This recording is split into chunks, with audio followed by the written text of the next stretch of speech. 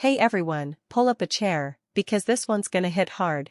My name is Sarah Bennett, I'm 32, a single mom to my incredible 9-year-old son, Ethan, and for the last 7 years, my own family has treated me like I was the family disappointment wrapped in failure.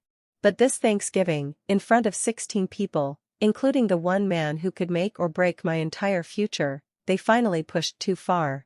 What happened next didn't just change the room, it shattered the illusion they'd built around me for decades. Before I drop you into that dining room explosion, let me take you back. Picture a crisp fall day in Willow Creek, upstate New York, a quaint town where everyone knows your business, the leaves smell like wet earth and wood smoke, and old money still whispers through the big Victorian houses on Maple Ridge Drive. That's where I grew up, in the shadow of my older sister, Dr. Lauren Harper Reed. Lauren was the golden child from day one. Straight A student, captain of every team, valedictorian. When she got into Johns Hopkins for med school, my dad, Robert Harper, the town's most respected real estate broker, remortgaged the house without blinking. "This is an investment in excellence," he'd say, eyes shining like Lauren was proof he hadn't wasted his life. Mom, Diane, would beam and say, "Our Lauren is going to save lives." Me? I was the practical one. The one who didn't need fancy schools. Dad sat me down senior year and said, flat out, "Community college is realistic for you, Sarah. We can't stretch ourselves thin again." No second mortgage. No pride in his voice. Just practicality. I swallowed it, worked double shifts at the diner, paid my own way through Hudson Valley Community College, graduated with a business degree and honors nobody celebrated. No party. No photo on the mantle. Just me, alone in my cap and gown, wondering why effort felt invisible. Fast forward. I married young, had Ethan at 23. My ex, Jake, walked out when Ethan was 18 months, took half our savings, left me with diaper rash and a maxed credit card. I moved back to Willow Creek, into the tiny guest apartment above my parents' detached garage. Dad called it temporary charity. No hug when I arrived. Just, keep it clean, and don't make this permanent. The place was 400 square feet, creaky floors, a hot plate that smelled like burnt toast, a shower that dripped ice water after 5 minutes. But it was shelter. Within weeks, I was scrubbing floors for cash, $18 an hour, under the table, for summer people who owned lake houses they barely used. I'd come home smelling like lemon cleaner and exhaustion, while Lauren finished her residency and opened her dermatology practice in Albany. My parents threw her a garden party for 30. I showed up straight from a job, hands still raw from bleach. Dad raised his glass, to Lauren, our shining star. Then, glancing at me, and Sarah, who helps keep things tidy. Laughter rippled.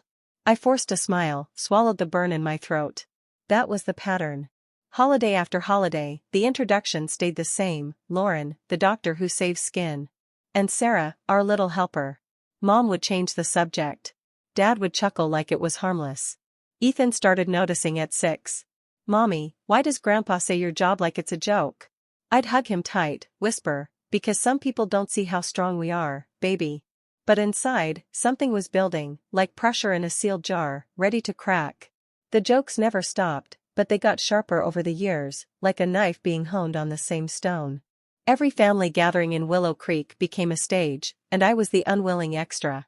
Christmas dinners where Dad would say, "Lauren's saving lives one mole at a time," followed by that pause, that little smirk, and then, "And Sarah here keeps the summer home sparkling for the rich folks." Guests would chuckle politely, forks clinking against china, while I stared at my plate, feeling the heat crawl up my neck. Ethan would look up at me with those big, questioning eyes, and I'd squeeze his knee under the table, mouthing, "It's okay, buddy." But it wasn't. Inside, the anger wasn't loud. It was quiet, steady, like a river carving through rock. I kept telling myself, "This is temporary.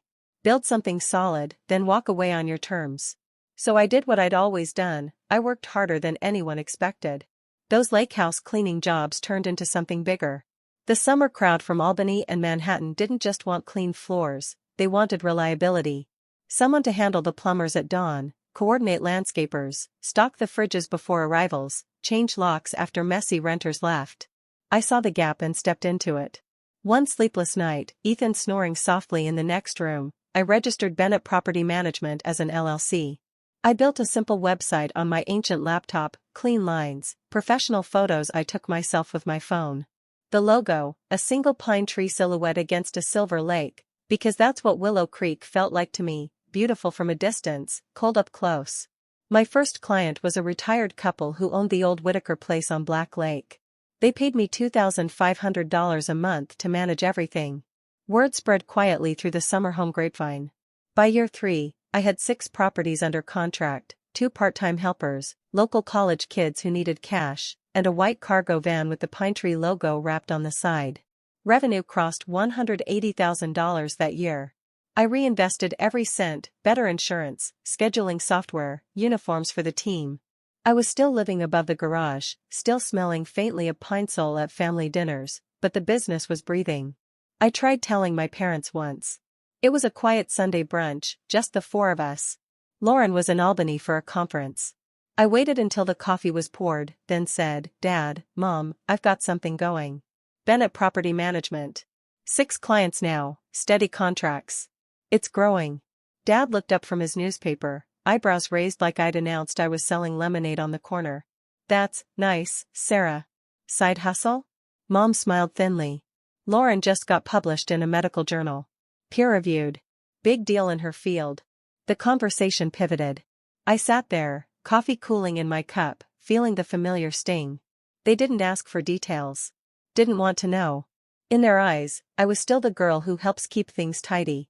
But the real turning point came when Ethan's 3rd-grade teacher pulled me aside after drop-off. "He's been quiet lately," she said gently.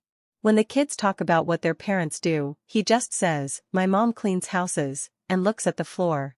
I asked if he was proud of you. He said, "Yeah, but Grandpa says it's not a real job." I drove home with tears blurring the windshield, hands shaking on the wheel. That night, tucking Ethan in, he whispered, "Mom, am I supposed to be embarrassed?" I held him until he fell asleep, then sat on the edge of his bed in the dark. Something snapped, not rage, but resolve. My son was learning shame from the same people who were supposed to protect him. That ended now. Around the same time, an email landed that changed the game, a request for proposal from Whitaker Development Group. They were building a new luxury enclave, 18 high-end lakefront homes. They wanted one firm to handle full property management for the entire project. Estimated annual value, $450,000. Enough to triple my operation, hire a real office manager, maybe even move out of that garage apartment for good. I called my aunt, my dad's estranged sister, Victoria Bennett. She'd been cut off years ago after divorcing her husband and refusing to play nice in town politics. We hadn't spoken much, but she'd sent Ethan birthday cards every year without fail. I told her about the opportunity. She listened, then said, "Sarah, fear's been your landlord too long. Time to evict it." She wired me $20,000 the next day, no strings, just belief. "Somebody has to show up for you," she told me. "Might as well be family." With that cash, I bid on the Whitaker contract like my life depended on it. Portfolio polished, references lined up, presentation rehearsed in front of my bathroom mirror. 3 weeks later, their CEO, Marcus Whitaker, called personally. "Sarah Bennett," he said, voice warm but direct. "You're hired. Phase 1, 8 homes. Full service. Welcome to the big leagues." I hung up, sat on the garage stairs, and cried the kind of tears that feel like release. For the first time I wasn't just surviving. I was winning. But Willow Creek is small. Secrets don't stay buried. And my father? He was about to invite the one man who knew exactly who I really was, right to his Thanksgiving table. The months after landing the Whitaker contract flew by in a blur of white vans, ringing phones, and the sweet smell of fresh paint and pine cleaner. Bennett Property Management went from 6 lake houses to managing the first phase of Whitaker's new development, 8 stunning modern cabins with floor-to-ceiling windows overlooking the water, private docks, and price tags that made my old diner shifts feel like another lifetime. I hired 3 more people, a full-time scheduler named Mia, 2 on-call maintenance guys, and even an intern from the local community college who handled social media for the company page. Revenue projections for the next year hit $620,000. I opened a small office in a converted storefront on Main Street, nothing fancy, just exposed brick, a desk, and that pine tree logo glowing in neon green above the door. I still lived in the garage apartment. Dad never asked about the business. Never visited the office. Never once Googled my name. To him, I was still the helper. Mom would occasionally say, "That's nice you're keeping busy," then pivot to Lauren's latest award or conference. Lauren herself? She texted once every few months, polite check-ins, never deep. Her marriage to Greg looked perfect on Instagram, charity galas, matching holiday cards. But I could sense the strain in her short replies. Then the other shoe dropped. It was late October, leaves crunching underfoot like brittle paper. Dad called me into the main house's study, the room that always smelled of cigar smoke and polished oak, where big decisions were announced like royal decrees. He was standing behind his desk, phone in hand, grinning like he'd just closed the deal of the century. "Guess who's coming to Thanksgiving," he said, eyes gleaming. "Marcus Whitaker. The Marcus Whitaker. Owner of Whitaker Development. I've been working him for months on selling that back acreage, the old orchard land behind the garage. He's finally biting. This dinner seals it." My stomach twisted so hard I almost tasted bile. Marcus Whitaker. The man I had weekly Zoom calls with every Thursday at 10 a.m. The man who'd emailed me last week, "Sarah, your team is the gold standard in the region. We're expanding phase 2, want to discuss?" The man who knew my company inside out, who'd referred me to 2 other developers already. Dad had no idea. He'd never asked the name of my business. Never seen the van parked in the driveway with Bennett Property Management in bold letters. Never connected that the woman managing Marcus's multi-million-dollar portfolio lived in the apartment he called temporary charity and was about to evict me from. I stood there, hands in my pockets to hide the tremble, and forced calm. "That's big, Dad. Congrats." He waved it off. "Just business.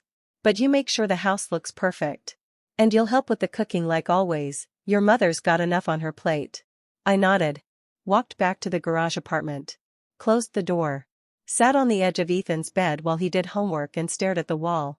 2 worlds were about to crash into each other at a holiday table set for 16. And for the first time in 7 years, I wasn't afraid of the impact. I was counting down the days. That night, I called Aunt Victoria. "Marcus Whitaker is coming to Thanksgiving. Dad's trying to sell him the land, including the garage apartment." She let out a low, satisfied laugh. "Oh, honey. The universe has a sense of humor. Don't do a thing. Just show up. The truth loves dramatic entrances." I hung up, looked at Ethan asleep with his stuffed bear, and felt something shift deep in my chest. Not anger anymore. Readiness. Thanksgiving was 5 days away. The table was about to get very honest. Thanksgiving morning dawned cold and golden in Willow Creek. The air smelled of wood fires and frost-kissed leaves. I woke Ethan early, helped him into his navy button-down and khakis, the outfit he'd outgrown but still insisted on wearing because it makes me look responsible, Mom. He twirled in front of the mirror, grinning. "Do I look like a businessman?" I laughed, kissed the top of his head. "You look like my hero." By 10 a.m., I was in my parents' kitchen, apron tied, sleeves rolled, hands deep in a 22-pound turkey. Mom had assigned me the cooking because Lauren needs time to get ready for guests. I didn't argue. I chopped onions until my eyes burned, basted, stirred gravy that smelled like rosemary and home, things I'd never fully felt here. Guests arrived in waves. Aunt Linda and Uncle Ted, the Millers from down the street, Pastor Mark and his wife Ellen, Dad's golf buddies from the country club, and 2 couples from the Chamber of Commerce. Lauren swept in at noon in a burgundy silk dress, hair perfect, Greg trailing behind with a forced smile and a bottle of expensive Cabernet. She looked thinner, eyes shadowed. I caught her glance, brief, almost guilty, before she turned away. At 12:45, a sleek black Range Rover pulled up. Marcus Whitaker stepped out in a charcoal sweater and slacks, his wife Elena beside him in a cream coat. Dad practically jogged to the door, hand extended, voice booming. "Marcus. Elena. Welcome, welcome. Come in, come in." Marcus scanned the foyer, polite nod. Then his eyes landed on me in the kitchen doorway, apron dusted with flour, hair escaping its bun, cheeks flushed from the oven heat. Dad jumped in. "That's our Sarah. She helps with the family dinners. Keeps everything running smooth." Marcus gave a small, professional smile. Recognition flickered, just a spark, then passed. He followed Dad to the living room for the obligatory land tour. Dinner was served at 2:30. The long mahogany table gleamed under candlelight, white linens, crystal glasses, the good china only used twice a year. 16 place settings. Turkey carved, sides passed, wine poured. Conversation hummed, real estate trends, the new golf course expansion, Lauren's latest speaking engagement at a dermatology summit. Dad stood, tapped his glass with a spoon. The room quieted. He smiled that practiced, patriarch smile. Before we dig in, I want to give thanks. For this family. For health. For success. He turned to Lauren. Especially to my daughter Dr. Lauren Harper Reed, who continues to make us all so proud. Claps, warm murmurs. Lauren gave a tight smile. Dad wasn't finished. He pivoted toward me, grin widening. And of course, Sarah. One daughter saves lives every day. The other, well, keeps the houses clean for the people who actually matter. He chuckled. A few guests joined in, nervous, reflexive laughs. Uncle Ted slapped the table lightly. Pastor Mark looked down at his napkin. Under the table, Ethan's small hand found mine. Cold fingers. Trembling. He whispered, barely audible, "Mom, is cleaning houses bad?" The room went still. Forks froze midair. Elena Whitaker shifted. Marcus's eyes narrowed slightly. I felt it then, the crack widening into a chasm. Not rage. Clarity. I set my napkin down slowly. Pushed my chair back. The scrape against the hardwood echoed like a gunshot. I stood. "Ethan," I said, voice steady, looking right at my son first, "cleaning houses isn't bad. Honest work is never bad. But since Grandpa brought it up, let me tell everyone, including him, what I actually do." Dad's smile faltered. "Sarah, sit down. This isn't. You made it the time, Dad," I cut in, calm, no shout. "You defined me in front of 16 people and my child. Now I get to correct the record." Silence so thick it pressed against my ears. "I started by cleaning houses. That's true. No shame in it. But I built from there. My company is Bennett Property Management. We handle full-service management for luxury lakefront properties across Willow Creek and beyond. Right now, we manage 18 homes in the new Whitaker development alone, full contracts, maintenance, guest coordination, everything. I have 11 employees. Last fiscal year, revenue cleared $620,000. This year? On track for over $1 million. The room exhaled in pieces. Gasps. Wide eyes. Lauren's mouth opened slightly. Greg stared at his plate. Dad's face drained of color. "Sarah." From the other end of the table, Marcus Whitaker set his glass down deliberately. The clink was loud in the hush. "Sarah Bennett," he said, standing slowly. "You're the owner of Bennett Property Management." Every head swiveled between us. "Yes, Mr. Whitaker." Marcus turned to Dad. His voice stayed even, but steel ran underneath. "Robert, you didn't mention your daughter runs the company managing my entire new development. Phase 1, full scope. She's the most reliable operator I've worked with in 15 years. Dad gripped his chair. I didn't realize." "You didn't realize?" Marcus echoed, calm but cutting. "Last week you told me the garage apartment was vacant storage. That the back land was empty and ready for closing." The table inhaled as one. Dad stammered. "It's a family matter." "It became a business matter," Marcus said quietly, "when you misrepresented the property I'm buying. And when you introduced the woman I trust with millions in assets as the help." Pastor Mark cleared his throat. Elena Whitaker looked at me with something like quiet respect. Ethan tugged my sleeve. "Mom, is that the man from your Thursday calls?" I smiled down at him, soft. "Yes, baby. That's him." Then the doorbell rang, sharp, perfect timing. Mom opened it. Aunt Victoria stood on the porch in a deep green coat, holding a bottle of red and a rolled-up magazine. She stepped inside without waiting for an invitation, silver hair catching the light, eyes sharp. "I wasn't invited," she said simply, "but I brought something for my niece." She walked straight to the table, unrolled the latest Hudson Valley Business Quarterly, and laid it flat between the mashed potatoes and the cranberry sauce. Full-page feature. My photo in front of the office, arms crossed, pine tree logo behind me. Headline, "From Garage Apartment to $1 Million Management, How Sarah Bennett Built an Empire in Willow Creek." The magazine passed hand to hand. Whispers. Eyes widening. Victoria looked at Dad, not angry, just tired. "You spent so long being embarrassed by her, Robert, you never noticed she outgrew you." Dad said nothing. For the first time in his life, the man who always had the last word had none. The room didn't explode in shouts or slammed doors. It unraveled quietly, piece by piece, like a tapestry coming undone at the seams. Marcus Whitaker remained standing for a long moment after Victoria placed the magazine on the table. He read the headline again, then looked at Dad with the calm disappointment of a man who'd just discovered the foundation of a deal was built on sand. "Robert," Marcus said, voice low and final, "I think we need to pause discussions on the back acreage. I'll have my team review everything, transparently this time. No misrepresentations." He turned to me. "Sarah, we'll talk Monday about phase 2. And the referrals I mentioned? They're still good. You've earned them." Elena stood beside him, gave me a small, genuine nod, the kind that said more than words ever could. They walked out together, coats gathered, without another glance at the table. The exodus followed like dominoes. Pastor Mark and Ellen excused themselves first, early service prep tomorrow, but their eyes lingered on Dad with something heavier than pity. The Millers left next, murmuring about traffic. Aunt Linda hugged me quickly on her way out, whispering, "I'm proud of you, kid." Within 10 minutes, the table that had seated 16 was down to 6, me, Ethan on my lap now, Lauren and Greg side by side, hands finally touching under the table, Mom dabbing at her eyes with a napkin, Dad still at the head like a statue whose pedestal had cracked. The candles had burned low, wax pooling on the china. The turkey sat cold. No one touched dessert. I lifted Ethan, his arms around my neck, head on my shoulder. I walked to where my parents sat. Not too close. Just close enough. "I'll be out of the garage apartment by the end of the month," I said quietly. "Not because you're forcing it. Because Ethan and I deserve a home that doesn't come with conditions." Dad looked up, face gray, voice small. "Sarah. I didn't mean." "I know what you meant," I said. "And I'm not angry anymore. I'm just done waiting for you to see me." Mom's tears came harder, real ones, the kind that shake shoulders. But I didn't rush to comfort her. For once, I let the silence sit. Lauren met my eyes across the wreckage.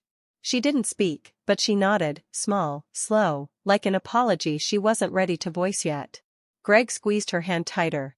I turned, carried Ethan to the front door. Aunt Victoria was waiting on the porch, hands in her coat pockets, looking at the stars like she'd been waiting years for this night. "My guest room's made up," she said simply. "Big enough for 2. And the backyard has that old swing set Ethan loves." He lifted his head. "Are you the aunt who sends me pirate books every birthday?" Victoria smiled. "Guilty. Every single year." I buckled Ethan into the car, slid behind the wheel. In the rear view, the big house shrank, the porch light flickering like it was trying to hold on. No one came out to stop us. By Sunday, Willow Creek had done what small towns do best, spread the story faster than wildfire. Church coffee hours buzzed. The Chamber of Commerce meeting had awkward silences where Dad's name used to fill them. Mom's book club decided to go in a new direction with leadership. Dad stopped showing up to Rotary.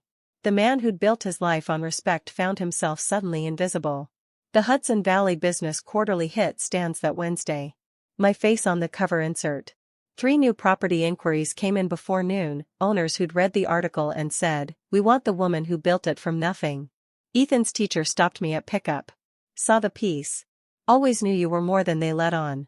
In the grocery store, the gas station, the post office, people looked at me differently. Not pity. Respect. Lauren called 2 days later. Not to defend our parents. Just to say, "Greg and I are separating. I told them last night." Mom said, "First Sarah, now you." Like we're tallying losses. I pictured Dad at his desk, silent for once. "How are you holding up?" I asked. "Terrified," she admitted. "How did you do it alone at 23? "Badly," I said. "But I did it." She laughed, soft, real. We talked for an hour. Not fixing everything. Just starting. I moved us into a cozy 2-bedroom rental on Elm Street, close to Ethan's school, close to the office. First morning there, Ethan taped an old photo to the fridge, him on Dad's lap at Easter, years ago. He didn't erase anyone. Boundaries aren't about deletion. They're about space. Marcus called, not about land, about expansion. 2 more developments. Referrals turned into contracts. Revenue climbed toward $1.2 million. The office got a second desk. Aunt Victoria came Sundays with pie and Lego. Ethan told his friends, "My mom runs a whole company." He said it proud. Dad sent a card in February. Handwritten. 6 words, "Sarah, I read the article." No sorry. No explanation. I set it on the kitchen table next to fresh magnolias. Door cracked, not wide. Peace doesn't wait on his timeline anymore. I tell this story from the porch on Elm Street. Ethan's inside, homework spread out. The pine tree logo glows when I drive past the office. If you're still at a table where you're the punchline, hear this: your work matters. Your worth isn't their toast. Set the boundary. Walk when you're ready. Freedom tastes like ice cream on summer steps, chocolate on your kid's chin, laughter at nothing. If this hit home, like, share, subscribe. Drop in the comments, what would you have said at that table? Or what did you finally say in your own life? Thanks for listening. Take care of yourselves and each other.